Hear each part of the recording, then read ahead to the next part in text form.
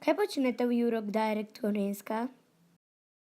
Europe Direct Gorenjska se trudi biti predvsem zanimiva. Zanimiva za različne ljudi, zanimiva za različne starostne skupine. V času našega delovanja smo organizirali vse od potepov s kolesom, s pravljicami in pravljičnimi liki smo se potepali po Evropski uniji.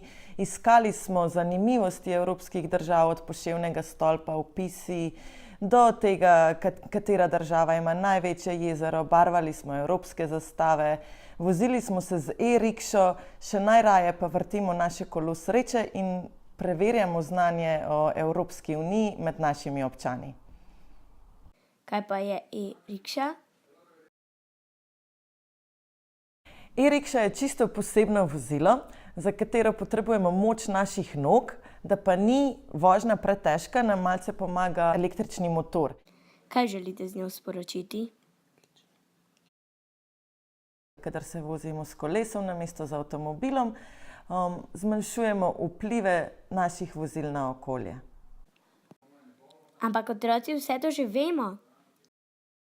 In največkrat so oni tisti, ki starše opomnijo, da je red vedno pas pripet, da je treba smeti ločevati, da plastika ne gre, stekleničke ne grejo vsak koš, plastična embalaža ne gre vsak koš in tudi otroci se definitivno raje premikajo s kolesom, s skirojem, z rolerji, kot pa z avtomobilom.